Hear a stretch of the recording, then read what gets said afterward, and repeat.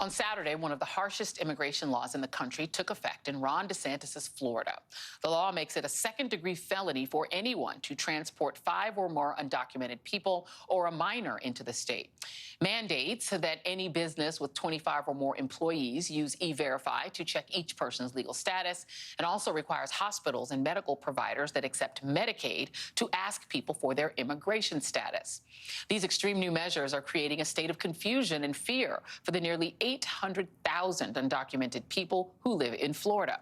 Reports say some immigrants are afraid to even leave their homes out of fear they'll be deported. Many have stopped going to work, which is causing a panic in the agricultural and construction industries.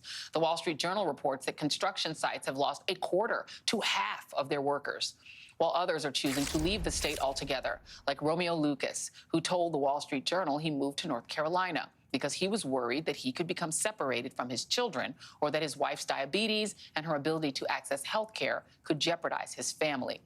This is just a preview of what America would look like under a Ron DeSantis presidency, although DeSantis seems to think that this law doesn't go far enough.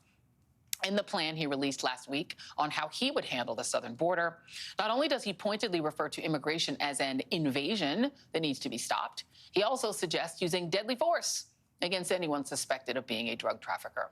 Joining me now is Domingo Garcia, National President of the League of United Latin American Citizens, or LULAC. Thank you so much for being here, Mr. Garcia. I want to start at that last bit. This person has suggested that he would basically wage war at the border using American troops to essentially shoot people. Your thoughts on his sort of whole take on immigration?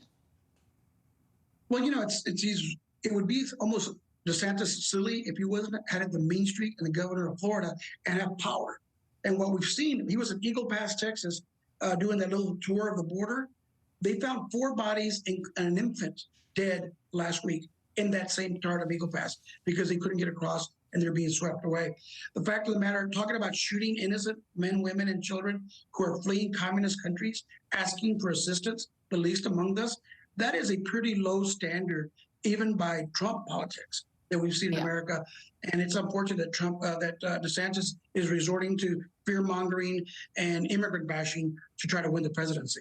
You know, I lived in Florida for 14 years, and I can tell you that the workforce, not just in the agricultural industries, but in construction, is overwhelmingly Latino. It's overwhelmingly migrant Latino, and they rely on this labor force to make the state function. Let me play you what a Republican state representative, his name is Rick Roth, said during a meeting in Hialeah, where I lived when I first moved to South Florida, about what he fears, which is losing his workers.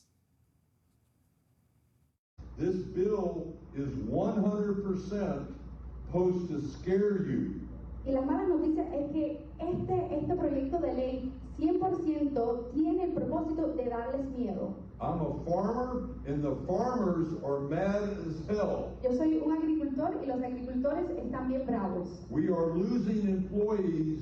They're already starting to move to Georgia and other states. Estamos perdiendo empleados y se están mudando a otros estados como Georgia.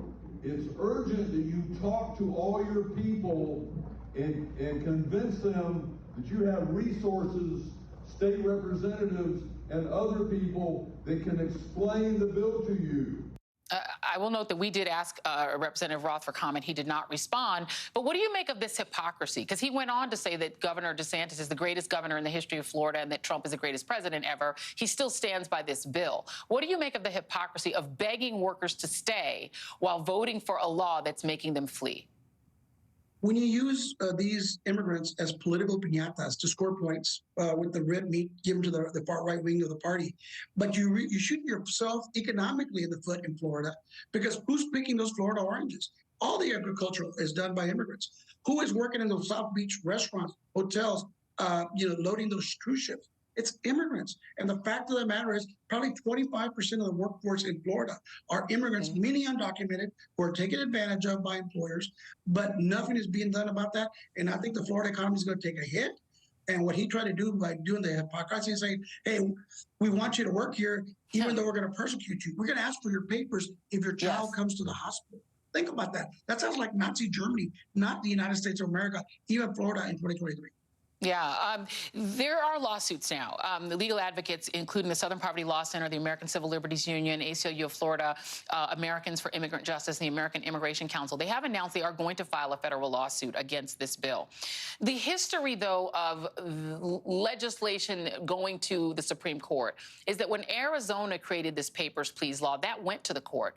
On a 5-3 vote, they struck that law down. But now the court is further to the right. It's a far right-wing court. Are you worried that if this lawsuit goes to the Supreme Court, that this right-wing majority court will uphold it? We are extremely concerned that now that we've 3 Trump appointees to that board, all of them kind of anti-immigrant, that could happen. But we were pleasantly surprised when they upheld Biden's decision to be able to use their immigration priorities in terms of who they excluded or not. We didn't expect that.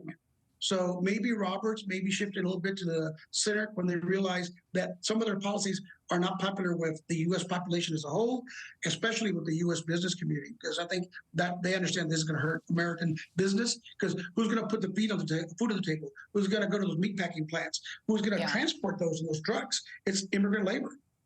I mean, I'm a little less sanguine on it, given that they included Black and brown people. Blacks and Latinos are who they want booted out of elite universities, but maybe they'll have a different vision when it comes to making sure that their right-wing friends have labor to do all the work, because that's who's doing all the work. Well, these people who look like you. Well, I mean, again, that's the hypocrisy of today, of the Supreme Court today.